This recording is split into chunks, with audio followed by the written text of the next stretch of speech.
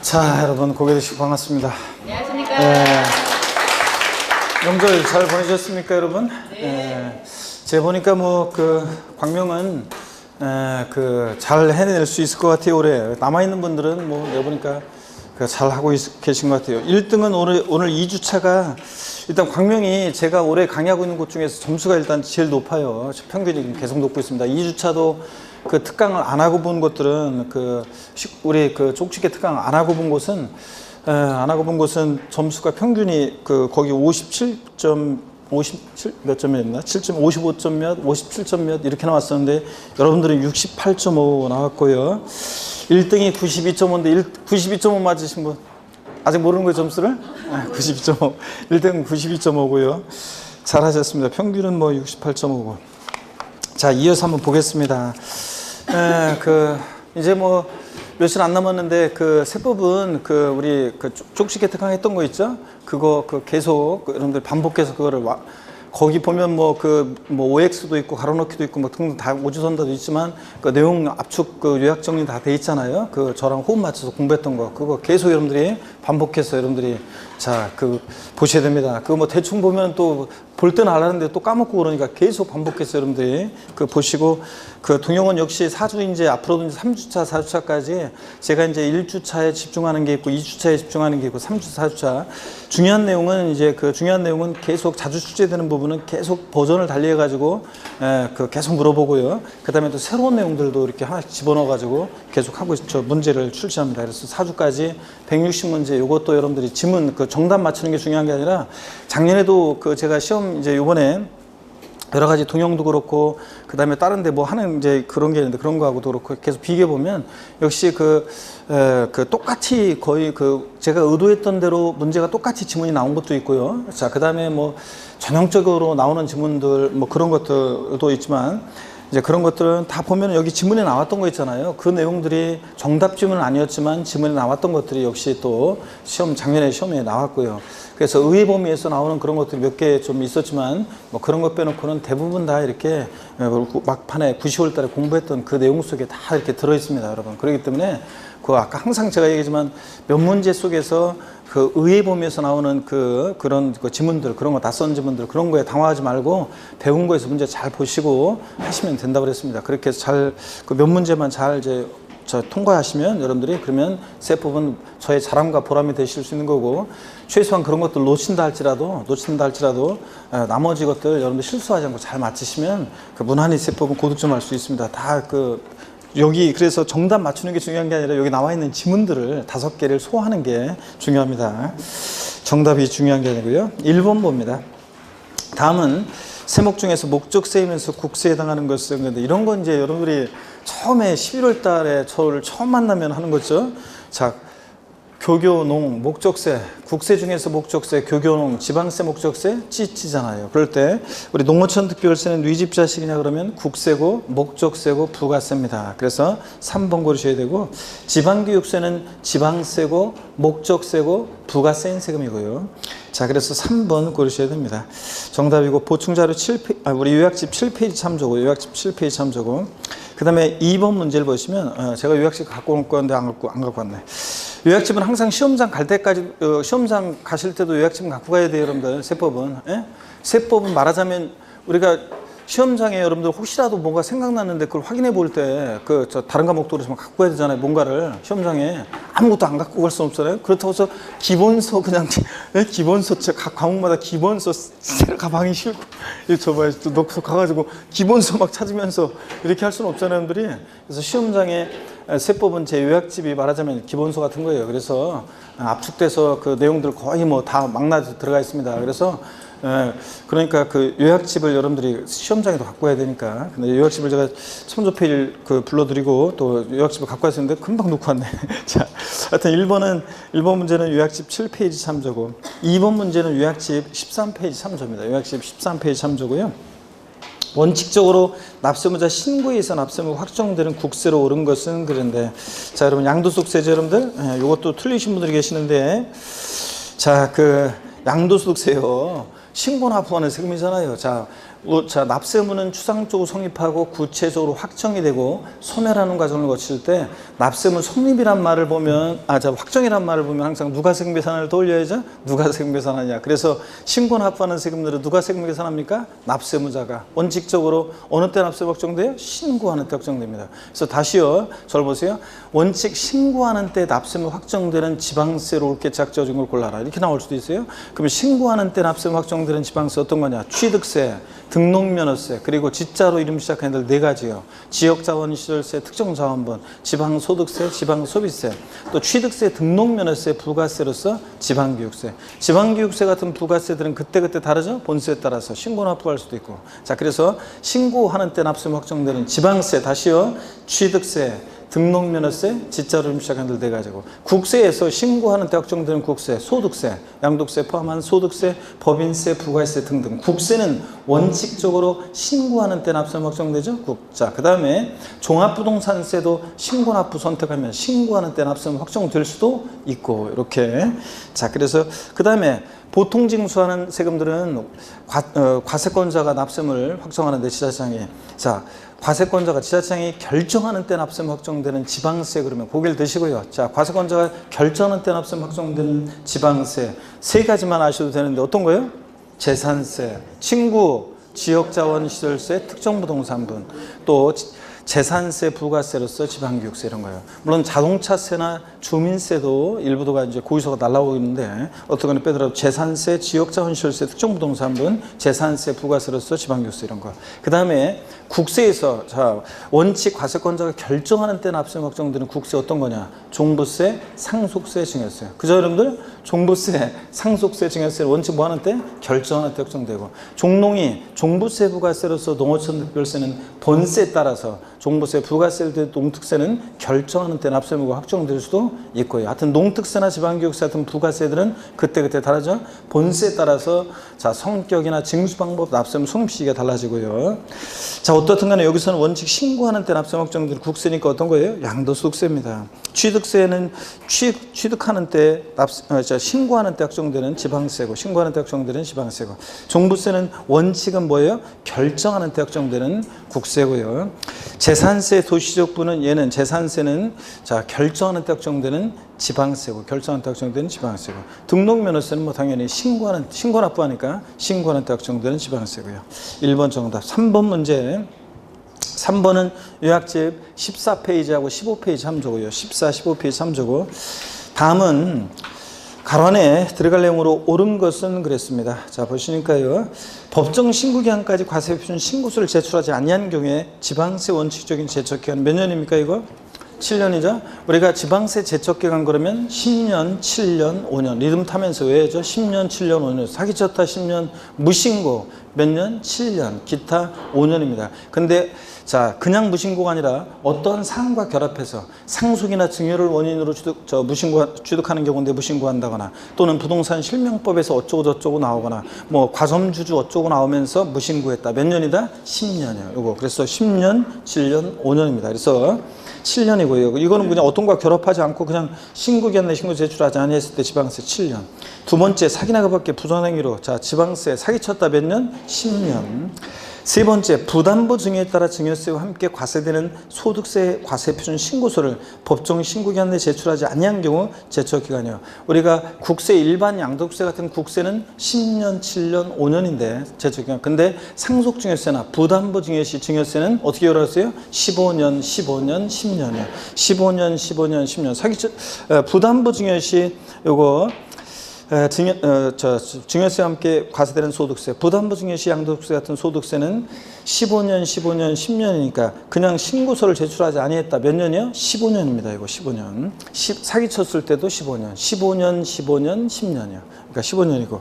그 다음에 지방세로서 체납액이 5억 원 이상인 경우 소멸시효는 몇 년입니까? 이거? 자, 국세가 5억 원 미만의 국세는 소멸시효가 5년이고 5억 원 이상의 국세는 소멸시효가 몇 년이에요? 10년. 자, 그런 거지. 지방세는 5억 원 미만이든 이상이든 무조건 소멸시효 몇 년입니까? 5년입니다. 이거. 그래서 3번이 정답이고요. 제척기간 반드시 여러분들이 정리해 두시고, 소멸시효도 그렇고요. 기간. 4번 문제 봅니다. 4번 문제는 요약집 11에서 12페이지 참조고요. 좀 요 4번은 좀 틀리셨는데 이거 주는 문제였는데 의외로 좀 틀렸어요, 여러분들이. 틀리신 분들이 계시는데, 가산세와 상금 설명한 거 틀린 거에서 1번 지문이요. 납세문자가 법정 신고기한까지 지방세법에 따라 산출한 세액을 신고하지 아니한 경우, 무신고잖아요, 그냥. 자, 신고기한에 신고 제출하지 아니했다. 무신고. 자, 요거 산출세액의 100분의 10이라고 되는데, 우리 가산세는 신고행위와 납부행위 구별해서 신고기한 하루만 딱 지나도 의무위반의 정도에 따라 신고불성실한 세율은 40, 20, 10%입니다. 부정한 방법으로 무신고하거나 과소신고했을 때 40%. 무신고 가산세는 납부세액의 40, 또 그냥 무신고 가산세는 납부세액이 몇 프로? 20%. 그 다음에 과소신고했다. 과소신고 납부세액이, 과소신고 납부세액이 몇 프로? 10% 이겁니다. 자, 그랬을 때, 그리고 하루하루 지날 때마다 납부불성실 가산세 1일 얼마? 0.03%고요. 자, 그래서 이거 적어드리지 않고 그냥 말로 하겠습니다. 기본적으로. 이거 왜 틀렸냐면 보세요. 일단 숫자가 틀렸잖아요. 자, 10%는 과소신고했을 때가 10%지. 자, 신고하지 않았다. 무신고 가산세. 부정한 방법도 아니고. 그러면 뭐예요? 100분의 20이고, 산출세액의 100분의 20이 아니에요. 납부세액의 100분의 20입니다. 그래서 정확히 알아줘요. 납부할 세액의 100분의 20입니다. 납부세액의 20. 자, 20%, 100분의 20이고. 과소신고했을 때는 과소신고 납부세액의 10%고요. 자, 그래서 이것도 산출세액 아니라는 걸 주의하셔야 돼요. 납부세액의 100분의 20. 자, 그래서 1번은 확실하게 틀리게 했는데 이걸 맞추셔야 되고. 자, 1번 틀렸고 2번입니다. 가산세는 해당 무가 규정된 해당 지방세 세목으로 하며, 이 말은 가산세도 조세에 포함시키는 거라고 그랬죠. 가산세 20만 원 계산됐다. 과세권자가 다시 계산한 세금에다가 합해가지고 자, 고지서 보내니까요. 다만 해당 지방세를 감면하는 경우에 가산세는 감면 대상에 포함하지 아니한다. 세금을 깎아줄 때 가산세까지 감면해 주는 것은 아니라고 그랬습니다. 3번 사기나 가밖에 부정행위로 법정 신고기간까지 신고하지 않았다. 자, 이거 부정한 방법으로 부정부신고 가산세는 납부세액이 몇 프로? 40%예요. 산출세가 아니에요. 납부세액의 40이고. 그 다음에 4번 체납된 지방세 중과상금을 가산금에 더해서 징수하는 기간 몇 개월이요? 60개월 초과하지 못한다. 자, 고지서를 통해 징수할 때 납부기한 내 미납부했을 때 그 고지세액에 가산해서 징수하는 금액, 이게 가산금인데, 고지세액이 된 납부기한 하루만 딱 지나도 체납세액이 몇 프로? 3% 깔아놓고, 그 다음에 계속 안 내면 납기 후 매 1월 한 달씩 경과할 때마다 몇 프로씩? 1.2%씩 중과상금 적용됩니다. 1.2%씩. 그래서 끝까지 버티면 몇 개월? 60개월까지만요. 그래서 1.2 곱하기 60이니까 중과상금은 체납세액의 72%, 일반가상금 3%가 합치니까 가상금은 체납세액의 최대 몇 프로까지? 75%까지 적용될 수 있다. 이런 것들이요. 자, 그래서 답 맞추는 게 중요한 게 아니라 해설 강의 들으면서 관련된 것을 쭉쭉 기억을 상기하시는 게 이제 중요합니다. 그래서 제가 적어드리진 않을 거예요, 이런 거는. 자, 보충자료 좀 부족하신 분은 참조해서 12페이지 참조하시고요. 그 다음에 5번 지문 보니까 체납된 납세 고지서별 지방세액이요. 중과상금 적용할 때 지방세는 30만 원 미만은 중과상금을 적용하지 않아요. 그러니까 30만 원 이상부터 중과상금 적용하고, 국세는 100만 원 미만은 중과상금을 적용하지 않으니까 100만 원 이상부터 중과상금을 적용할 수 있다는 얘기입니다. 그죠, 여러분들? 그래서 30만 원 미만은 지방세 중과상금 적용하지 않고요. 그 다음에 국가나 지자체에 대해서는 가산금에 관한 규정은 적용한다 안 한다? 안 한다는 거. 국가지자체에 대해서는 당연히 가산금에 관한 규정은 적용하지 않습니다. 자, 조금 늦었다고 뭐 국가나 지자체가 세금 갖다가 가산금 낼 수는 없으니까요. 1번 정답입니다. 5번 문제 보시면요. 자, 보충자료, 요약집 18페이지 참조고, 요약집 18페이지 참조고, 지방세기본법상 기한후 신고 및 수성신고에 대한 설명이 다 틀린 것은 그랬습니다. 보니까요.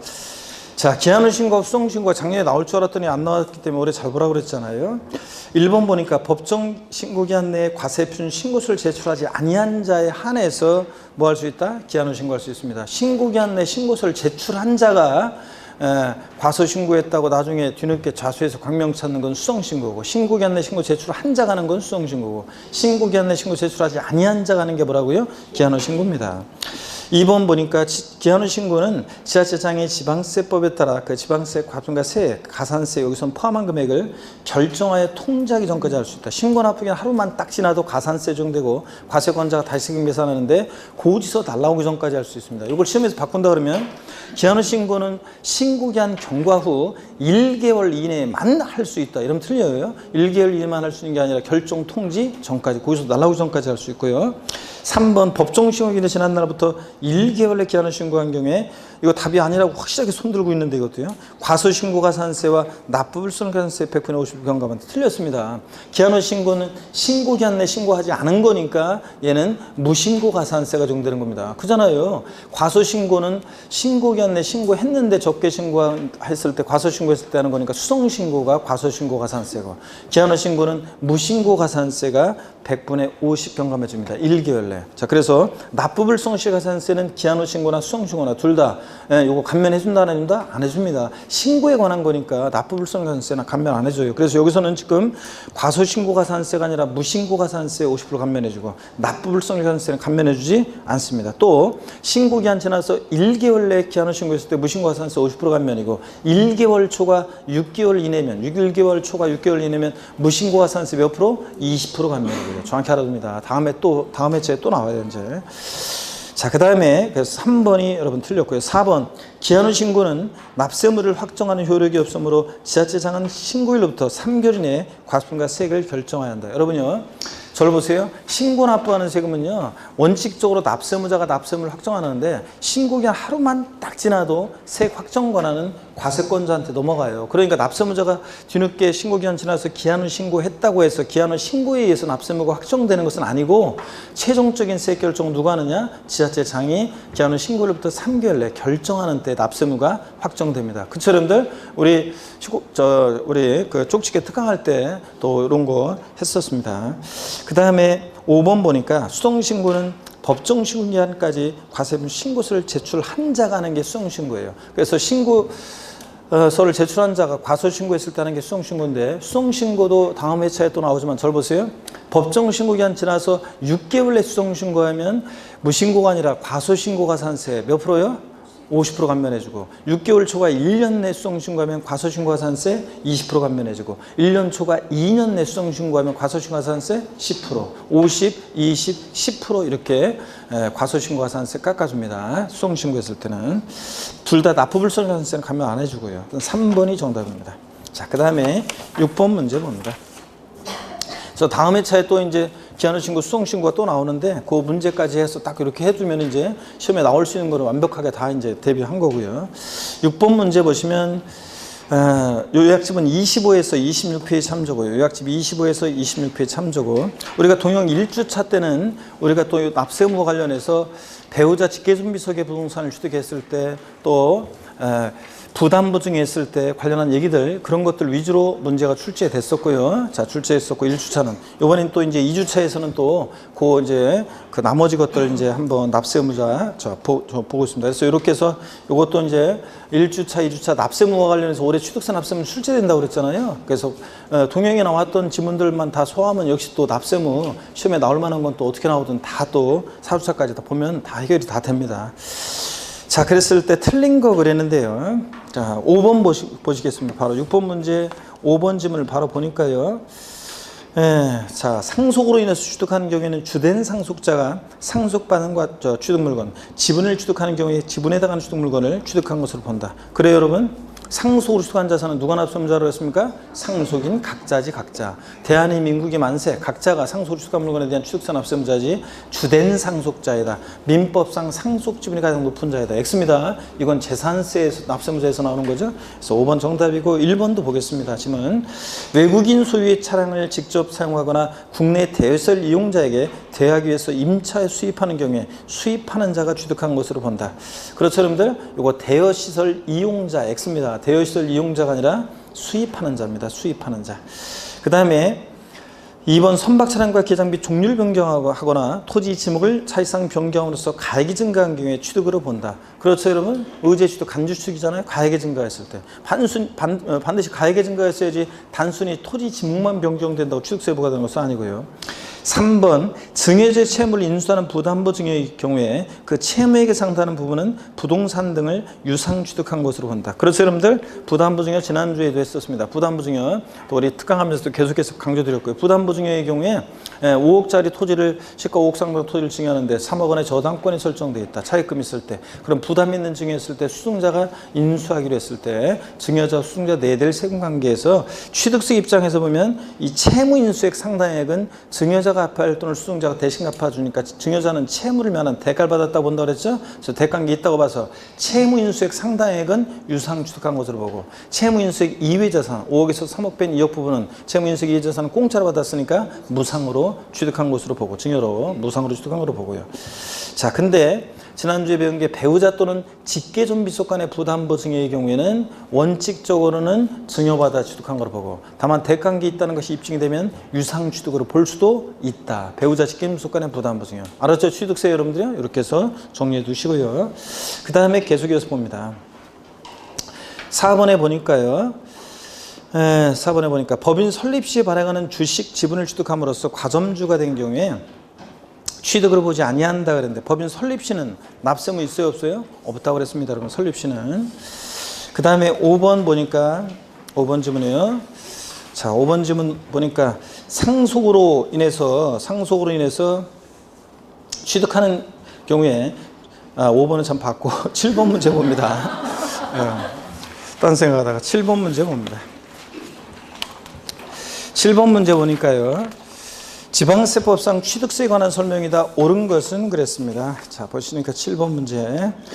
1번 지문부터 볼게요. 취득세 납세지가 분명하지 않은 경우에 해당 등록 관청 소재지를 납세지로 한다 그랬는데 취득세 납세지가 분명하지 않다 그러면 해당 등록 관청 소재지라고 했는데요. 자, 취득세는 납세지 불분명하면 어디라고 그랬어요? 취득 물건 소재지고. 그랬잖아요, 여러분들. 납세지 불분명하다. 요거 납세지가 불분명하다. 그랬을 때 납세지 불분명할 때 취득세는 납세지 불분명하다 그러면 취득세는 취득 물건 소재지고 그 다음에 물건 소재지고요. 자, 취득세는 취득 물건 소재지. 그 다음에 등록면허세는 등록관청 소재지. 등록면허세는 등록관청 소재지요. 자, 이렇게 해서 우리가 비교해서 정리해두라고 그랬습니다. 서로 뒤바꿔낸다고 그랬죠? 납세지 불분명할 때 취득세는 취득 물건 소재지인데 등록면허세는 등록관청 소재지요. 이렇게 뒤바꿔내는 거 주의하고. 자, 그래서 1번 이거 틀렸습니다. 취득세는 취득 물건 소재지입니다. 그 다음에 2번 부동산이 공유물인 때는 그 전체 가액을 과세 표준에서 각각의 세율을 정한다. 여러분요, 부동산이 공유물인 때는 취득세 과세 표준은 그 취득할 때 지분이 있잖아요. 그 취득할 때 취득 지분 가액이요. 그 취득할 때 그 지분 가액 요것을 과세 표준이에요. 공유물인 때는 그 취득 지분 가액 요것을 과세 표준으로 합니다. 과세 표준으로. 요것을 과세 표준으로 해요. 자, 그래서 공유물을 취득했다 그러면 공유물 취득의 경우에 취득세 과세 표준은요. 공유물을 취득했을 때 취득세 과세 표준은 그 처음에 취득할 때 지분이 있었을 거 아니에요. 그 취득 지분 가액을 과세 표준으로 합니다. 취득할 때 지분 가액을 과세 표준으로 하고 요거. 자, 그다음에 계속 이어서 보시면 자, 그래서 2번은 틀렸습니다. 전체 가액을 이런 식으로 바꿔요. 아니고 공유물을 취득할 때는 그 취득 지분 가액을 과세 표준에서 각각 세율을 정합니다. 아셨죠, 여러분? 전체 가액 아닙니다. 그 3번 봅니다. 항상 공유물 나오면 지분을 떠올려야 돼요. 공유물은 항상 지분을 떠올리고요. 3번 봅니다. 취득세가 중과세되는 고급 선박은 비업무용 자가용 선박으로서 시가총액이 1억 원을 초과하는 선박을 말한다 그랬는데, 자, 틀렸어요, 여러분들? 고급 선박 작년에 바뀌었는데 시가총액 얼마? 3억 원 초과하는 선박이죠. 3억 원 초과하는 선박. 자, 그래서 3억 원 초과하는 선박이고, 우리가 특강하면서도 그거 다 고급 주택, 고급 선박, 고가주택 다 비교해서 우리가 했었습니다. 그래서 고급 선박은 비업무용 자가용 선박이에요. 그러니까 연구용, 학술용 선박 제외하고 시가총액 3억 원 초과하는 선박입니다. 4번 유상승계 취득으로서 그 계약상 잔금질이 명시되지 않은 경우에는 등기를 취득일로 본다. 매매 같은 유상승계 취득은 원칙 언제였어요? 계약상 잔금질이에요. 그죠? 계약상 잔금질. 계약상 잔금질이 명시한 데 따르면 계약일로부터 60일 경과하는 날. 국수공판법 같은 객관적인 취득은 언제예요? 사실상 잔금질일. 그런 날 이전에 등기일 먼저에 따르면 언제고? 등기일이고. 자, 그래서 계약상 잔금질이 명시되지 않은 경우에는 등기일이 아니라 언제예요? 계약일로부터 60일 경과하는 날. 계약일로부터 60일 경과하는 날입니다. 계약일로부터 60일 경과하는 날이고, 등기일로 한다 이게 바꾸잖아요.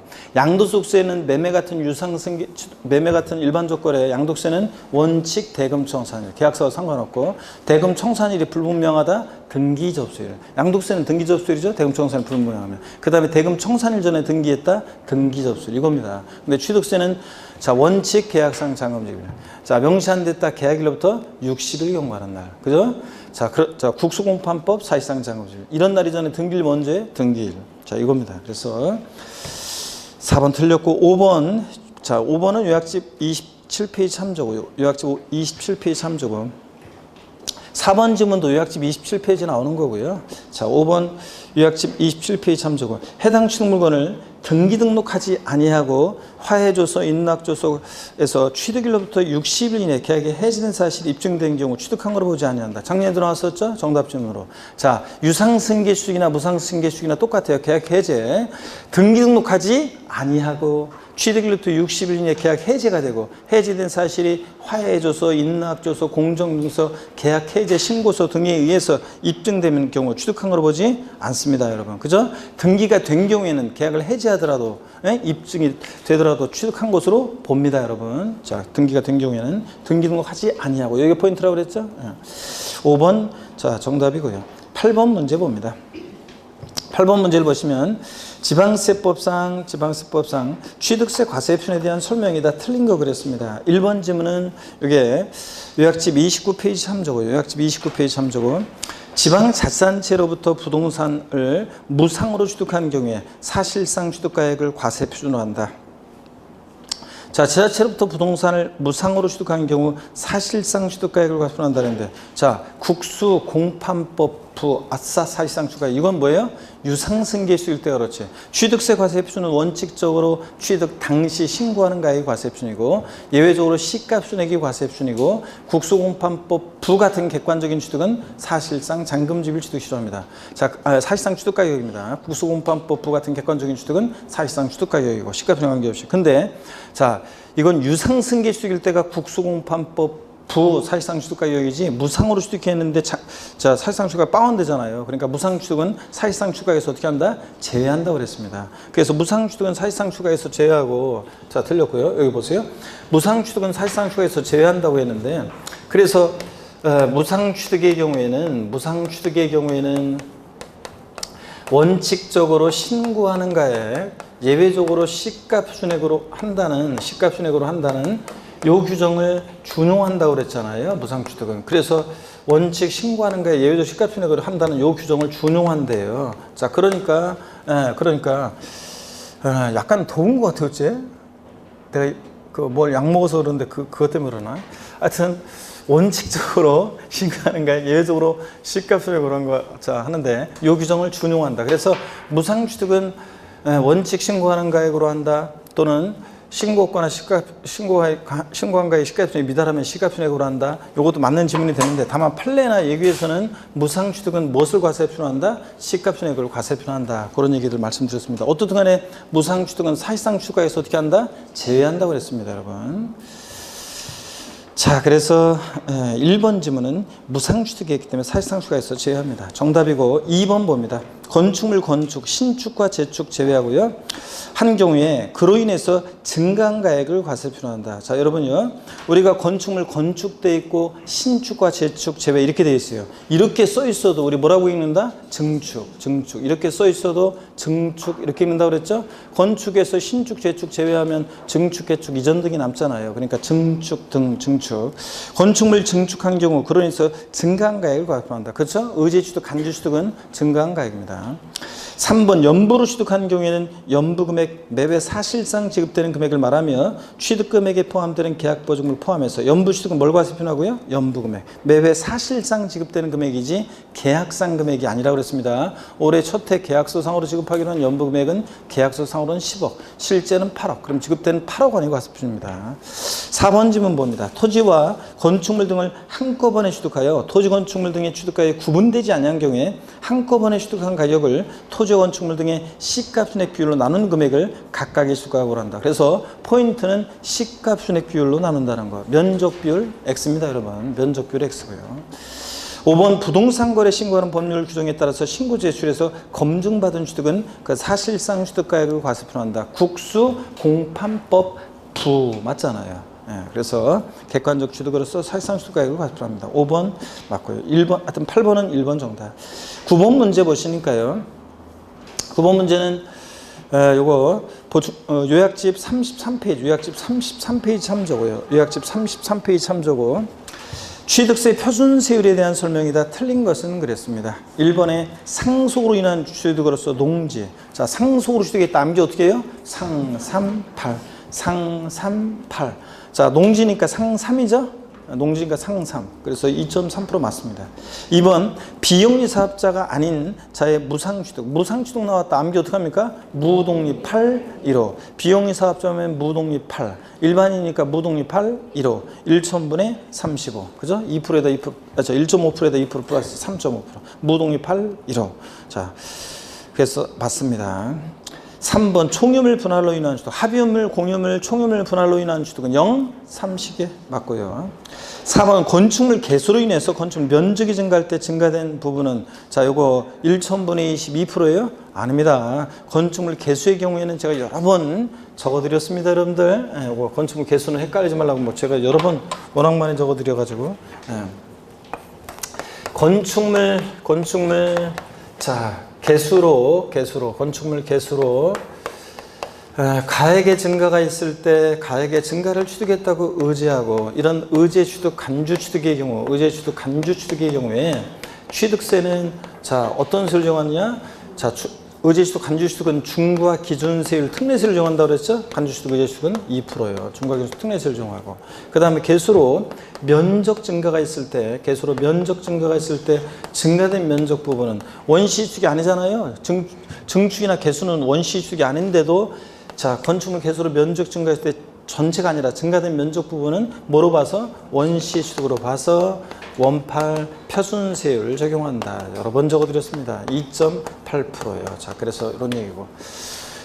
어떻든 간에 여러분들이 시험장 가서 보시면 제가 항상 얘기하지만 뭐 10문제, 11문제 정도는 제가 그냥 대충 몇 번 얘기한 게 아니라 계속 우리가 반복해서 계속 본 그런 내용들이 지문에 깔려 나온다고 그랬습니다. 여러분들. 보세요, 여러분들. 기본적으로 공부가 어느 정도 얼추 우리가 마지막 쪽지기 특강 같은 것도 지난번에 했던 것도 9월 달에 그거를 소화하기 위해서 여러분들이 그것을 소화할 수 있게 하기 위해서 겨울부터 많은 날들을 우리가 공부를 한 거고 그 이제 쪽지기 특강을 뭐 3, 4월 달에 해보세요. 그럼 그게 이해가 안 되잖아요. 근데 그것을 소화하기 위해서 우리가 많은 날들을 한 거고 그게 소화가 된다. 이제 달달달 할 수 있다. 공부할 수 있다. 그러면 이제 그걸 이해할 수 있다. 그러면 이제 되는 거예요. 그러면 이제 계속 반복해서 중요한 내용들을 얘기하고 그 얘기한 것들이 지문에 쭉 다 이렇게 기본적으로 깔려 나온단 말이죠. 한 10문제 정도는 뭐 계속 그런 거예요, 다. 자, 그럼 계속해서 보시면요. 4번 그래서 자, 면적 증가할 때 증가된 면적 부분은 자, 1천분의 22%가 아니라 어떤 거예요? 2.8%입니다. 1천분의 28이 돼야 되고. 자, 원시주택으로 봐서. 5번 주택을 신축 또는 증축한 이후 해당 주거용 건축물의 소유자가 해당 주택의 부속 토지를 유상으로 취득했다 그러면 이거 몇 프로요? 4%요. 자, 주택을 신축 증축한 이후 그 주택의 소유자가 부속 토지를 취득할 때 주택의 부속 토지로 봐서 취득으로 봐서 주택에 대한 취득세 세율 취득가액에 따라 6억 원 이하 1%, 6억소가 9억 원 이하 2%, 9억소가 3% 요거 아니고 어떻게 한다고요? 일반 토지 취득의 세율을 적용해서 몇 프로? 4%요. 맞습니다, 여러분. 자, 10번 문제 보시면요. 10번 문제. 10번 문제 보시면 10번 문제는 34페이지요. 우리 요약집 34페이지 참조인데 지난 1주차 때는 세율 특례에서 올해 시험에 나온다 그러면 세율 특례는 중과 기준 세율 특례 세율을 중심으로 시험 문제 나올 거라고 그랬죠, 제가.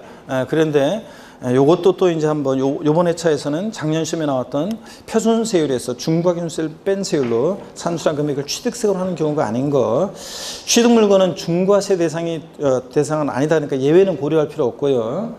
자, 우리 5번 바로 보겠습니다. 무덤과 이에 접속된 부속시설물의 부지로 사용되는 토지로서 지적공업상 지목이 묘진 토지 취득은 어떤 세율 정합니까? 이거? 중과 기준세율 특례세율입니다. 우리가 쪽지기 특강에서도 지목이 묘진 토지에 관한 거 요약집에서도 그렇고 다 정리해드렸어요. 몇 번씩. 그래서 지목이 묘진 토지 취득세는 과세하는데 어떤 세율로? 중과 기준세율 특례세율로 과세하고 중과 기준세율 특례세율로 과세하고 그 다음에 등록면허세하고 재산세는 지목이 묘진 토지는 등록면허세하고 재산세는 요거 뭐 한다? 비과세한다. 지목이 묘진 토지. 다만 재산세에서 장사 등에 관한 법률에 따른 법인묘지용 토지는 공원묘지, 이거 사업용 토지죠? 법인묘지용 토지는 요거는 자, 법인묘지용 토지. 요거는 과세하는데 어떤 토지로 과세한다고 그랬어요?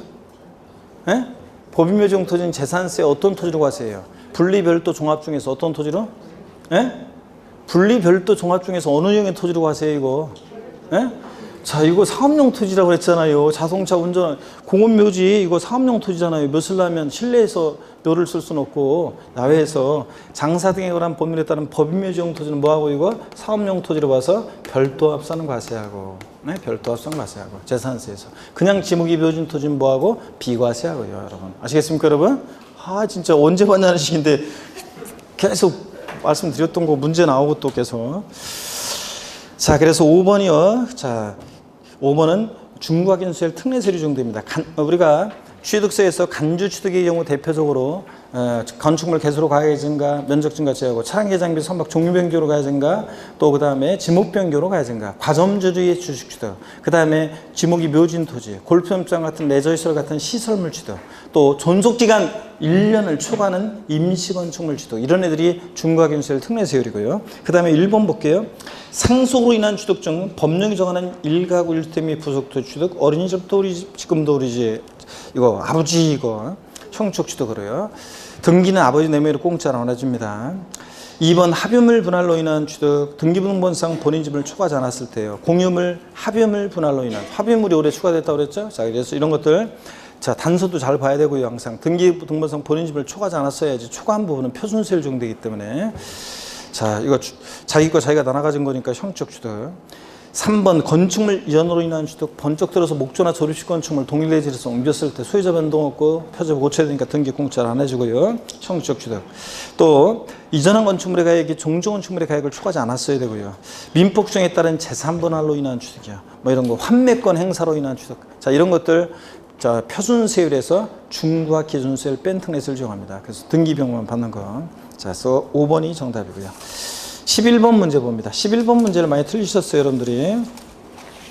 11번 문제를 많이 틀렸는데 보니까 요거 11번 문제는 요약집 43에서 44페이지 참조입니다. 요약집 43에서 44페이지 참조고요. 자, 지방세법상 취득세가 비과세되는 경우로 옳은 것은 그랬습니다. 1번 나왔네요. 환매 등기를 병행하는 부동산의 매매로서 환매 기간 내 환매권 행사로 인한 취득이요. 이거 갔다 오고 친구들 사이에 동창 얘기했잖아요. 왔다 가고 갔다 오고 형적 취득. 등기는 개인간에 공짜로 안 해주죠. 그래서 요 1번은 과세하는데 어떤 세율로 과세? 어떤 세율로? 표준세율에서 중과기준세율 뺀 이 특례세율 적용하잖아요. 표준세율에서 중과기준세율 뺀 이 특례세율로 과세합니다. 그쵸, 여러분들? 예. 자, 그래서 요거 그 얘기고, 그 다음에 2번 임시행정 등 임시건축물로서 취득으로서 고불확정으로서 하여튼 지방세 비과세에서 사치성 재산 나왔다. 무조건 어떻게 한다? 과세입니다. 그 다음에 3번 그래서 원래 임시건축물 존속기간 1년 이내일 때는 비과세, 1년을 초과하면 과세, 중과기준세율 특례세율로. 예? 임시건축물 존속기간 1년 이내면 비과세고 1년을 초과할 때 임시건축물 과세합니다. 중과기준세율 특례세율로요. 여기서는 사실성산이니까 무조건 과세고요. 3번 지문입니다. 요 3번 지문 요약집 44페이지 나오잖아요. 주택복종에 따른 공동주택의 개수, 대손 제외인지 포함인지 꼭 확인하라고 그랬어요. 로 인한 취득 중 개수로 인한 취득 당시 시가순액이 9억 원 이하의 주택과 관련한 개수로 인한 취득의 경우, 우리 공동주택 개수로 인한 취득은 취득세를 비과세예요. 근데 대수선으로 인한 취득은 어떻게 한다? 과세고요. 그래서 대수선 제외 그랬으니까 비과세 맞습니다. 이거 공동주택 개수로 인한 취득 비과세 맞습니다. 개수로 인한 취득당 시가순액이 9억 원 이하야 되고요. 3번 정답이고 4번 지방자치단체 조합의 기부찬압을 조건으로 취득하는 부동산으로서 기부찬압의 반대급부로 기부찬압 대상물의 무상사용권을 적용받는 게 작년에도 나왔잖아요. 순수한 기부찬압이 아니잖아요. 반대급부가 있으니까. 자, 그러니까 이런 때 어떻게 한다? 과세합니다.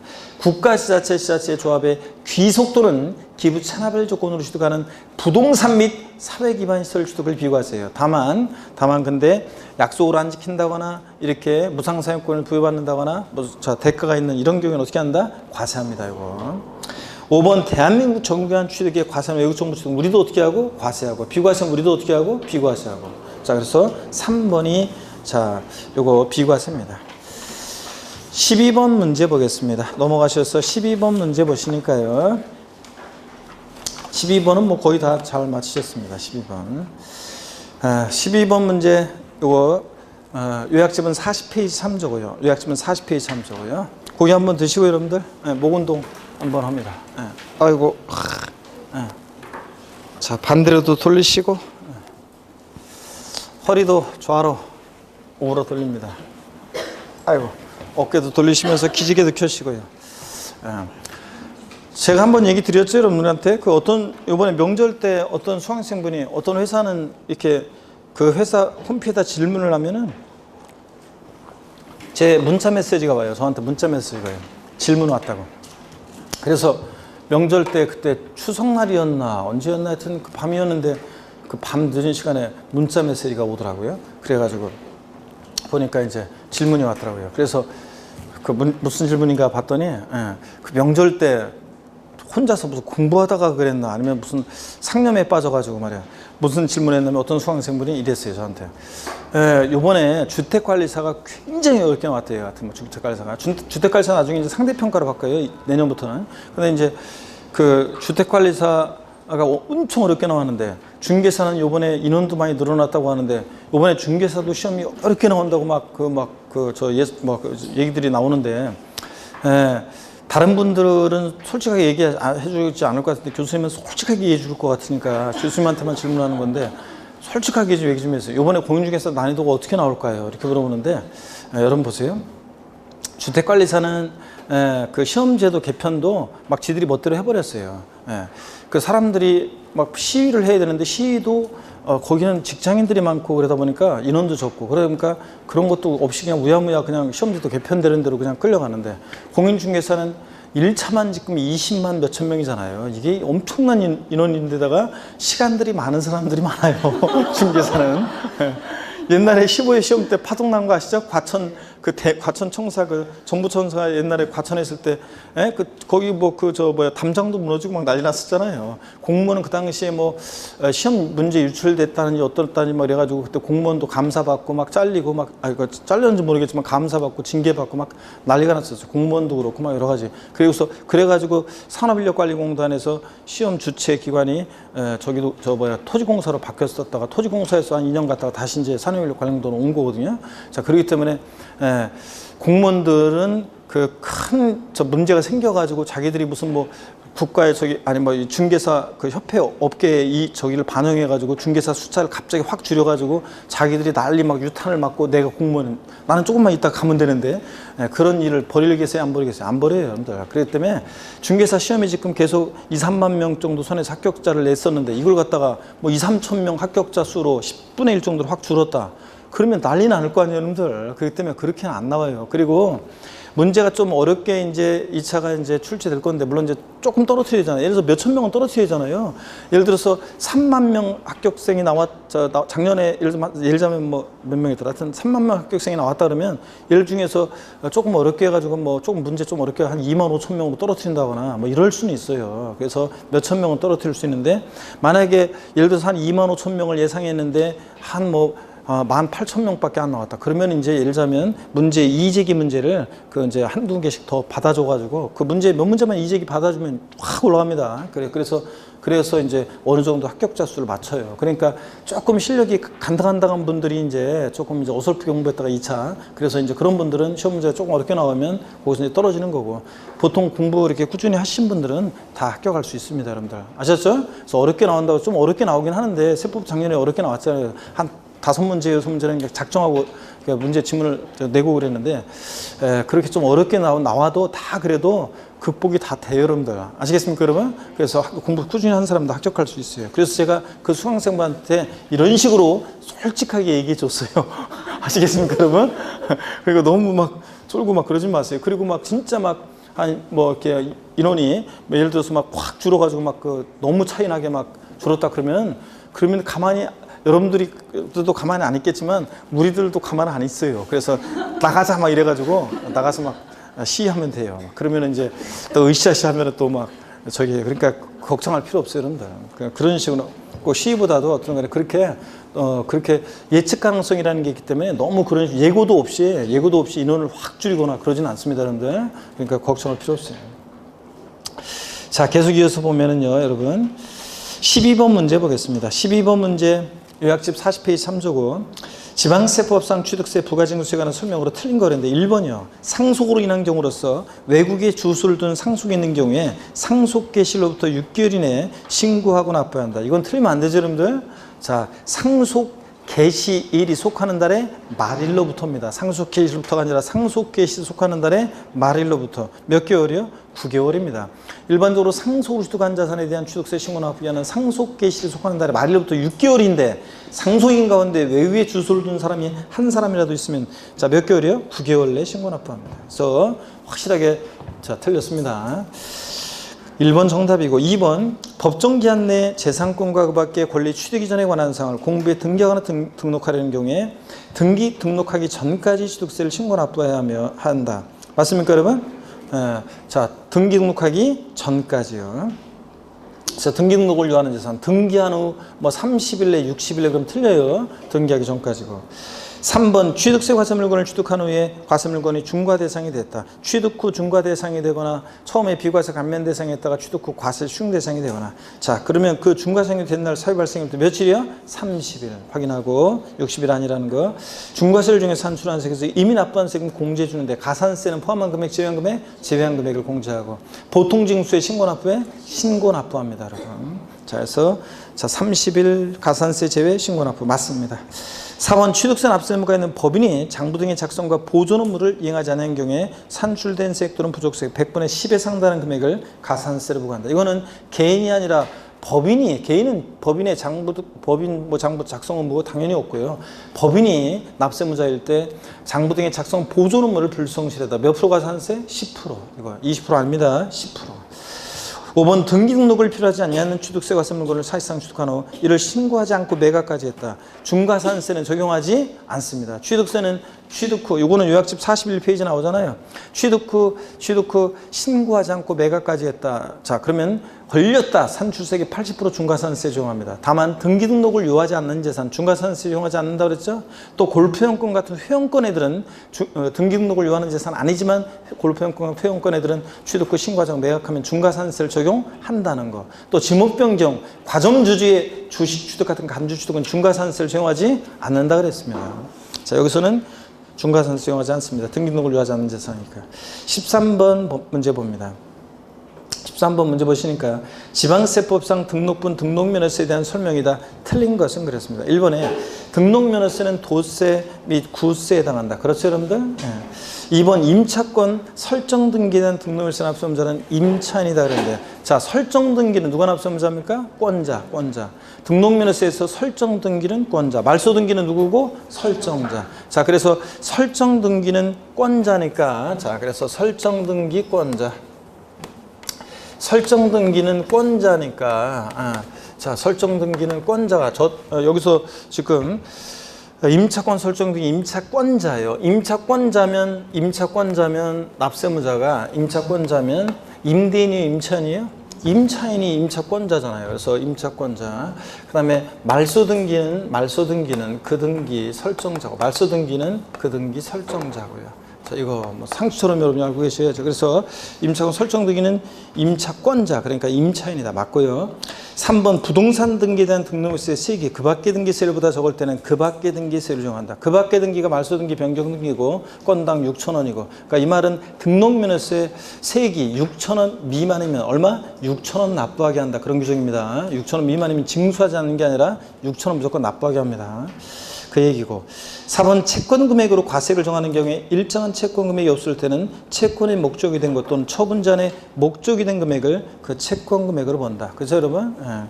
그 다음에 5번 지문이요. 5번 지문은 보충자료 46페이지 참조고요.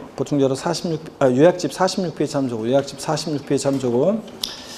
요약집 46페이지 참조. 등기 당시 자산 재평가의 사로 가액이 증가한 것이 법인 장부에서 입증되는 경우 과세표는 재평가 전액 금액으로 한다. 기출 2번 됐던 지문이고 이거 맨날 했잖아요. 자, 등록면허세는 자 취득세는 취득 당시 가액이고 등록면세는 등록 당시 가액이니까 자 취득세는 취득 당시, 등록면세는 등록 당시를 기준으로 하니까 자 취득하고 나서 등록 당시 자산 재평가 등의 가액이 변경됐다. 뭘 과세표한다고요? 이 등록 당시 뭐 변경된 가액을 등록면허세 과세표로 한다. 이 변경된 가액이라는 게 뭐냐 그러면 등기등록일년제 법인장부나 결산서 등으로 증명되는 가액을 말한다고 그랬습니다. 그래서 변경된 가액 과세표준. 근데 지금처럼 재평가 전의 가액으로 한다. 했습니다. 재평가 전이 아니라 재평가 후에 변경된 가액으로 한다. 여러 번 설명드렸습니다. 자, 그래서 여러분 5번 틀렸고요. 자, 요약집 46페이지 참조고 14번 문제 보겠습니다. 지방세법상 등록면허세 부가징수세에 관한 설명이 다 틀린 것은 그랬습니다. 먼저 1번에 회사의 정리 또는 법원의 특별청산에 관해서 법원의 촉탁으로 인한 등기는 어떻게 한다? 비과세입니다, 여러분. 자, 그리고 비과세고 2번 등록면허세 신고물을 다하지 않은 경우 이거 또 나왔네. 등록면허세 산출세액을 등록하기 전까지 납부했을 때는 신고하고 납부한 것으로 본다. 그죠, 여러분? 그래서 이때 무신고, 과소신고 화산세는 징수한다, 안 한다? 안 한다는 거. 신고한 것으로 의지하니까 중요했고 그 다음에 3번 지적공무상 지목이 묘지인 토지 등기 나왔네요. 취득세는 지목이 묘지인 토지 취득할 때 과세, 중과 기준세율 특례세율로 등록면허세고 재산세 뭐한다? 비과세고 등록면허세 재산세는 비과세고 그래서 비과세입니다.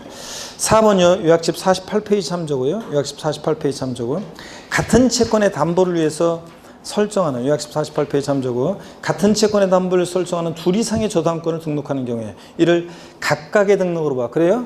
아닙니다. 하나의 등록으로 봐.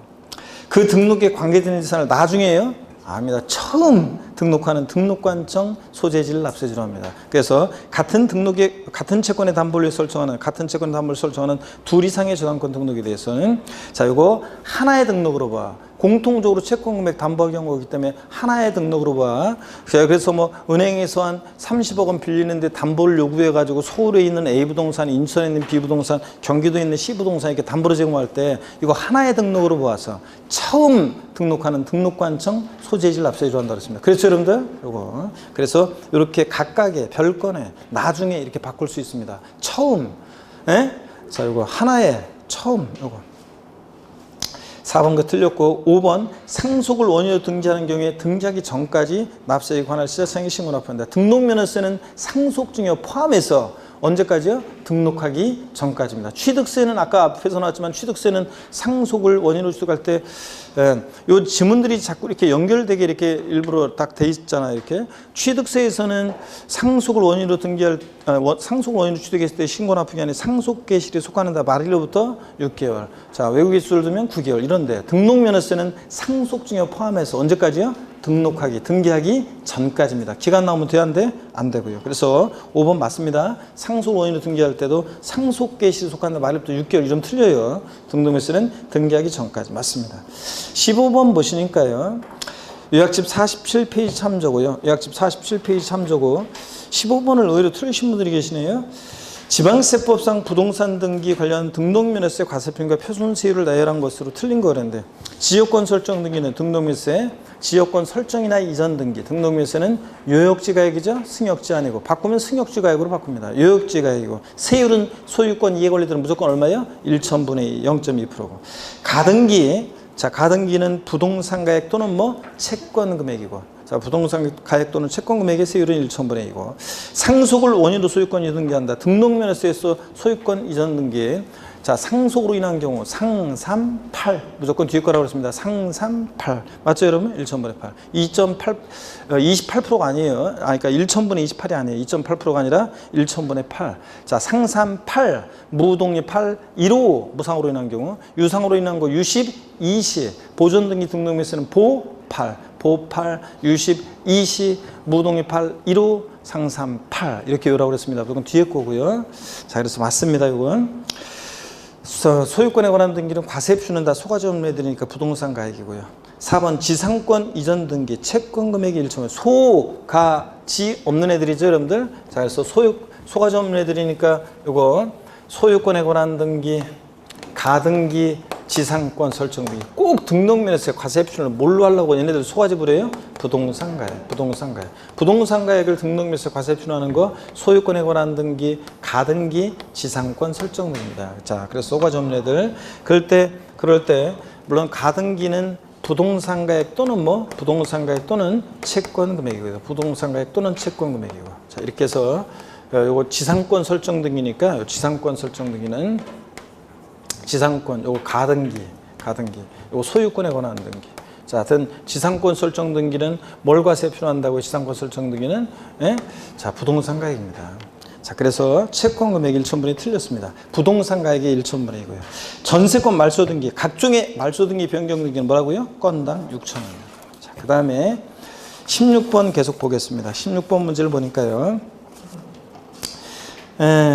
지방세법상 재산세에 관한 설명으로 틀린 거 그랬는데 1번에 재산세 과세 대상인 건축물의 범위에 주거용 건축물은 제외한다.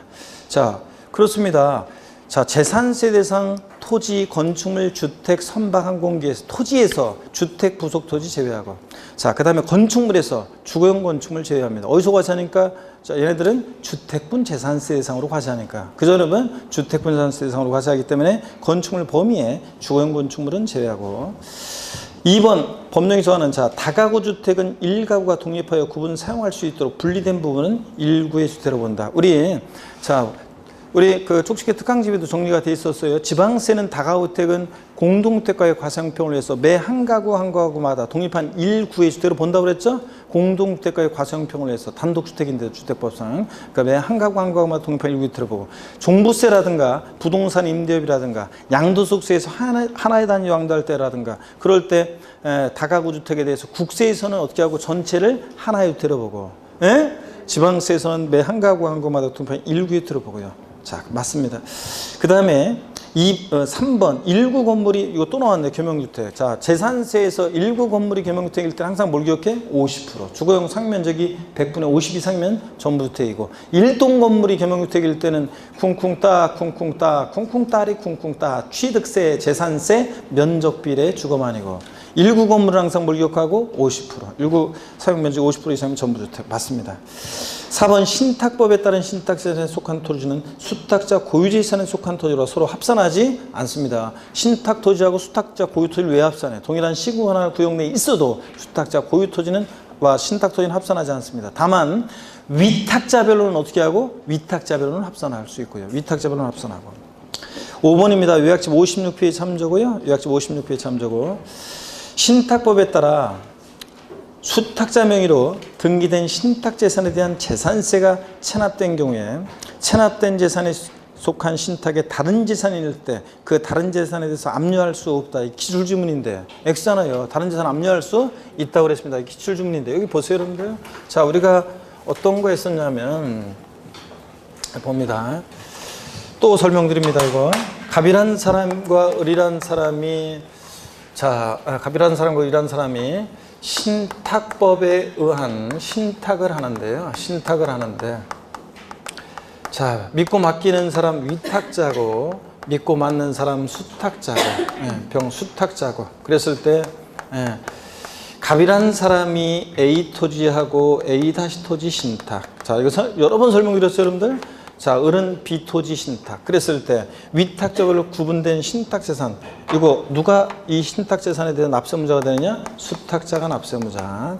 자, 근데 C라는 토지는 수탁자의 고유 토지예요. 원래 자기 토지의 병에 수탁자의 고유 토지이다. 자, 그랬을 때 동일한 시공원한 구역 내에 있어도 신탁 토지하고 수탁자 고유 토지는 서로 합산해서 과세하지 않고, 근데 위탁자별로는 어떻게 하고? 위탁자별로는 합산한다. A와 A-는 합산할 수 있고요. 이거고. 그 다음에 이제 이번 지문은 이거죠. 만약에 A 토지가 세금을 체납한 토지다. 그러면 세금을 체납한 토지만 압류할 수 있습니다. 세금을 체납한 토지는 압류할 수 있는데, 그죠, 여러분? B 토지하고 C 토지는 압류하면 돼요, 안 돼요? 안 된다고 그랬습니다. 그런데 다만 세금을 체납한 재산에 속한 신탁에 다른 재산이 있을 때 A- 이 다른 재산은 압류할 수 있다 없다? 있다고 그랬습니다, 여러분. 자, 근데 세금을 체납한 재산이 있는 신탁에 다른 재산이 있을 때 세금을 체납한 재산에 대해서만 압류할 수 있다. X 여러분들 A-도 압류할 수 있습니다. 그 얘기라고 그랬고요. 그 다음에 5번 요거 자 틀렸습니다. 17번 문제 넘어가서 봅니다. 17번 문제를 보시면요. 많이 틀렸는데 17번 문제 봅니다. 지방세법상 재산세 과세 대상 중에서 초과 누진세로 적용될 수 있는 토지에 해당하지 않는 것은 아직까지도 이제 토지용 구분 이게 좀 헷갈리는 분들이 계시는 것 같아요. 토지 세율 구조 나왔다. 그러면 우리 토지는 비례세율이냐 누진세율이냐 어떻게 였어요? 분비는 종루에 갔더니 별로였더라. 분비 종루 별로입니다. 그죠 여러분? 분리대상 토지는 분비 비례세율이고 자 종루 별로 종합합산과 별도합산은 누진세율이고 그잖아요. 그러니까 지금 초과 누진세율이 적용될 수 있는 토지에 해당하지 않는 거 고르라고 했으니까 뭘 고르라는 거예요? 분비 분리대상 토지 고르라는 얘기라고 그랬습니다. 이거 자 그래서 일단 1번 지문부터 봅니다. 건축법상 관계법령 규정에 따라 허가받을 건축물로서 허가받지 아니한 건축물의 부속토지 건축물 없는 나대지로 봐서 얘 어느 종의 토지라고 하세요? 네? 종합합산. 종합합산이니까 세율 구조는 종루, 누진세율입니다. 종루. 써놓으셔야죠. 종루. 2번 건축물의 시가편액이 부속토지 시가편액의 2%에 미달할 때 이 건축물 부속토지로서 건축물 바닥면적은 별도고 바닥면적을 제외한 토지는 뭐가 돼? 종합합산. 저거 건축물 없는 토지로 봐서. 그래서 종합합산이니까 세율 구조는 어떻게 돼 있어요? 종루. 종루. 써놓으시고 종루. 3번 군지역에 소지하는 경작에 사용하는 일반 법인 소유의 농지. 자, 법인 및 단체 농지는 개인 소유 자격 농지와 법인 및 단체 소유 농지로 나눕니다. 그럴 때 법인 및 단체 소유 농지는 원칙적으로 뭐예요? 종합합산입니다. 예외적으로 종농, 매사농, 종농, 매사농, 종중이 소유하는 농지, 농업법인 소유하는 농지, 매리칸 척한 법인 직접 경작하는 농지, 사회복지사업자가 자가 소비용에 사용하는 농지, 한국농촌공사 소유 농지. 그래서 종농 매사농만 불리지 일반 법인이 소유하는 농지니까 얘는 뭡니까 이거? 예? 일반 법인이 소유하는 소유 농지니까 뭐로 봐야 돼? 종합합산이지 종합합산. 일반 법인이 종농 매사농이 없잖아요. 농업법인 아니잖아요. 자 그러니까 일반 법인이 소유하는 농지니까 종합합산. 그러니까 세율 구조는 어떻게 됐어요? 종루. 4번 지문 요약집 53페이지하고 57페이지 참조인데요. 요약집 53, 57페이지 참조인데 시지역의 공업지역 내에 소지하는 공장의 부속토지로서 기준면적 이내 토지. 공장은 토지용 문제 풀 때 뭘 봐요? 위치면적. 자 공업지역이면 공장 있어야 할 곳에 있는 거죠? 산업단지 공업지역. 그리고 기준면적 이내니까 뭐가 돼? 있어야 할 곳에 있고 기준면적 이내니까 뭐예요? 공장 분리. 빵 2%, 0.2% 분리잖아요. 자, 분리상 토지니까 세율 구조는 어떻게 했어요? 분비 써놓으셔야죠. 비례세율 구조로만 되어 있습니다. 분비. 4번 정답입니다. 분비. 비례세율이 적용되고요. 5번 봅니다. 개인이 축산용으로 사용하는 목장용지로서 기준면적을 초과한 토지. 볼 거 없네. 앞동네 라고 되어 있던 뒷동네 기준면적을 초과한 토지는 볼 것이 뭐가 됩니까? 종합합산입니다, 여러분. 자, 그 다음에 18번 문제 봅니다. 요약집 55에서 56페이지 참조입니다. 요약집 55에서 56페이지 참조고. 자, 요거 보고요. 좀 쉬었다가 보겠도록 하겠습니다. 요거까지만 볼게요. 예, 요약집 55에서 56페이지 참조고. 앞서 문제가 틀린 거 1번. 주택의 건물과 부토지 소유자가 다른 경우에 그 주택에 대한 산출세액을 건축물과 부토지 시가편액별로 나누어 그 소유자를 납세무자로 본다. 주택은 항상 건물과 토지 소유자가 다르든 2인 이상이 공동으로 소유하든 건물과 토지는 항상 어떻게 합니까? 합산한 과세편액에 자, 그 세액을 계산하고 그래서 나온 세액에 대해서 누가 납세무자가 되느냐? 건물과 토지 소유자가 될 때는 건물과 토지 원래 하나로 평가하지만 이런 때는 시가편액비를 나눈다고 그랬죠? 그랬잖아요, 여러분들. 자, 여기 보세요. 주택은 항상 주택 그러면 주거용 건축물과 부속 토지가 있을 때요. 주택은 항상 건물과 토지 하나로 평가하고 하나로 과세합니다. 원래는 건물 소유자는 갑, 토지 소유자는 을이에요. 자, 이때도 주택은 항상 건물과 토지 합산한 하나로 항상 주택은 건물과 토지는 하나로 합산한 과세 표준 금액에다가 자, 주택 세율을 적용해서 세액을 계산해요. 세율을 적용해서 세액을 계산하고, 그래서 나온 요 세액에 대해서 누가 납세의무자가 될 것이냐. 그러면 원래 주택은 공시가에 평가할 때도 건물과 토지 하나로 평가하지만, 이럴 때는 건물과 토지 소유자가 다를 때 납세의무자를 결정할 때는 C값순액 비율을 구입해요. 그래서 C값순액 비율 6대4의 비율이다. 그럼 저 나온 세액에 대해서 60%는 토지 소유자 의리, 40%는 주택 소유자 갑이 납세의무자가 된다. 이런 거라고 그랬습니다. 그래서 주택의 건물과 토지 소유자가 다를 때 주택에 대한 세액에 대해서 납세의무자는 그 건물과 토지 면적 비율로 나눠요, C값순액 비율로 나눠요, C값순액 비율로 나눠 그 소유자를 납세의무자로 본다. 그 얘기입니다. 그렇죠, 여러분? 요거. 자, 그래서 맞고요. 2번, 공유재산의 경우에 지분의 표시가 없는 경우 공유자 중 최연장자를 납세의무자로 본다. 항상 공유 나오면, 자, 공유재산 나오면 지분을 떠올려야죠. 공유재산은 누가 납세의무자? 지분권자. 공유재산은 지분권자, 지분권자. 지분의 표시가 없으면 지분이 균등한 것으로 봐서 지분권자입니다. 갑과 을이 공유하고 있는 재산에 대해 지분의 표시가 없어 50%씩 균등한 것으로 봐서 50%씩 각각 납세의무자가 됩니다. 지분권자. 공유재산은 지분권자입니다. 공유자 중에서 지분이 가장 큰 자, 땡, 지분의 표시가 없을 때는 최연장자, 지자체 장애 지정하는 사람 아닙니다. 지분권자입니다. 지분권자. 2번 정답. 3번, 신탁법에 따라 수탁자 명의로 등기 등록된 신탁재산의 경우 위탁자로 구분된 재산에 대해서는 누구를 납세의무자로 본다? 수탁자. 그 다음에 4번, 재산세 대상인 재산을 법인과 연부매매계약체계라고 그 재산의 사용권을 무상으로 받은 경우 매도계약자를 납세의무자로 본다. 이건 얘기 내용 맞죠, 여러분들? 반드시 국가 지자체 조합과 연부매매계약 체계라고 무상사용권을 부여받았을 때 누가 납세의무자? 매수계약자. 공부상으로 국가 등의 소유지만 실제로 권리변동됐다고 봐서 매수계약자. 근데 자, 법인과 연부매매계약 체계라고 무상사용권을 부여받았을 때 누구라고 써요? 매도계약자인 법인이라고 그랬습니다. 그렇잖아요. 유학집에도 있고 우리 이번에 시국대 특강할 때도 했었잖아요. 우리 그 족식계 특강할 때도 했었잖아요. 족식계 특강. 그래서 매도계약자를 납세의무자로 본다. 맞습니다. 이거 매수계약자 아니에요.